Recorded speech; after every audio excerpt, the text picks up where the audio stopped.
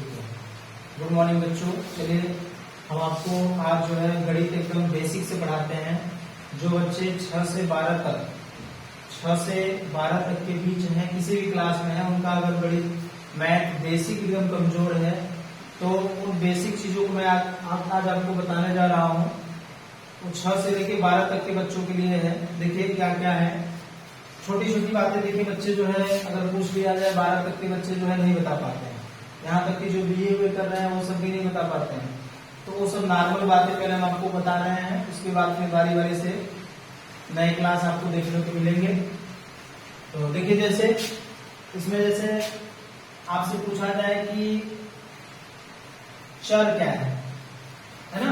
गणित में चर, गणित का बेस चर क्या है, जिसको कहते हैं हम वेरिएबल, जिसको हम वेरिएबल कहते हैं। ये क्या है? फिर अचर क्या है? अचर जिसको हम कांस्टेंट कहते हैं, जिसको हम कांस्टेंट कहते हैं। ये क्या है ना। चर क्या है, अचर क्या है। देखिए चर में क्या होता है, चर में अंग्रेजी वर्णमाला के सभी, अंग्रेजी वर्णमाला के सभी अक्षर, जैसे A, B, C, जैसे X, Y, Z, है ना। ए इसी में हम और क्या कर सकते हैं, हिंदी वर्णमाला के सभी अक्षर, जैसे क, ख से लेकर छ, त्र, ज्ञ, ये सब क्या कहे जाते हैं, चर। फिर उसके बाद आता है अचर। अचर मतलब कांस्टेंट। गणित में जितने नंबर्स, संख्याओं का यूज जो किया जाता है, संख्याएं, गणित की सभी संख्याएं जो होती है क्या होती है, अचर होती है। ठीक है, ये सब बेसिक नॉलेज है। गणित का शुरुआत, जैसे नंबरों का आविष्कार हुआ तो नंबर कहां से आया, है ना, पहले कौन सा नंबर आया। गणित में जैसे हम पढ़ते हैं, गणित का बेस है नंबर सिस्टम जिसको कहते हैं, संख्या पद्धति। बच्चे 9 और 10 में पढ़ते हैं, उसके पहले भी पढ़ते हैं, लेकिन फिर भी नहीं बता पाते हैं।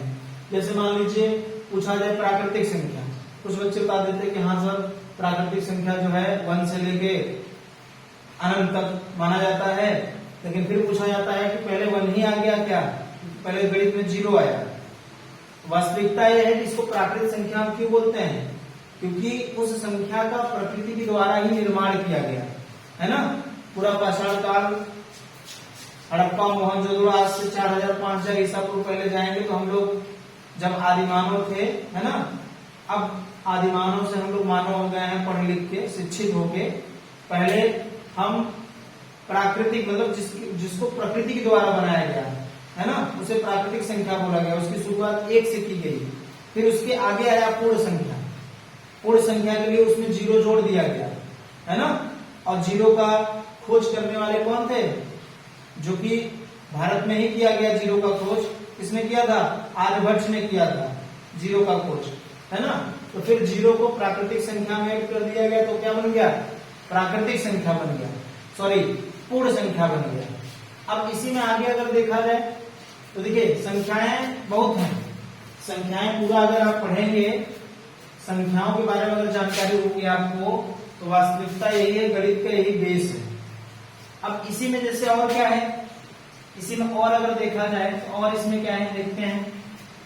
और जैसे बच्चों से पूछा जाता है, जैसे मान लीजिए कि x पावर 0 है ना, 2 के पावर 0 है, 5 के पावर 0 है, 203/103 के पावर 0 है। इन सब का मान क्या होगा, तो बहुत बच्चे नहीं बता पाते हैं क्या होगा। तो आज समझ लीजिए, अगर कोई भी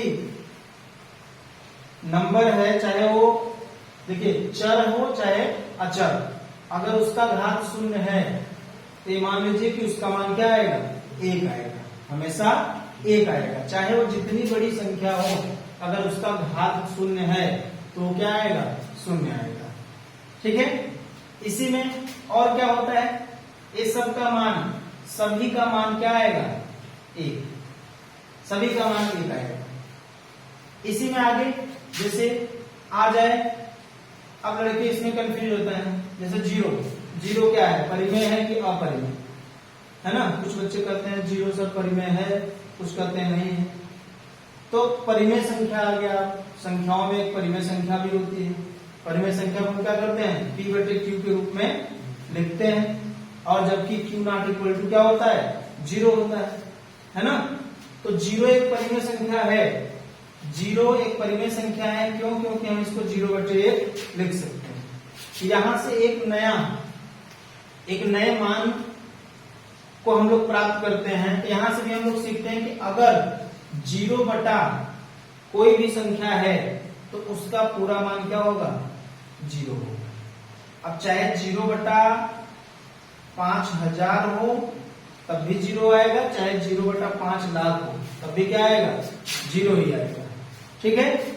लेकिन अगर इसी का हम लोग उल्टा कर दें, उल्टा मतलब जैसे हम कर दें 0 बटा 1, तो 0 बटा 1 तो 0 हो रहा है, लेकिन अगर हम 1 बटा 0 कर दें, गणित में अगर हम इसको 1 बटा 0 कर दें, यहां भी बच्चे कंफ्यूज हो जाते हैं।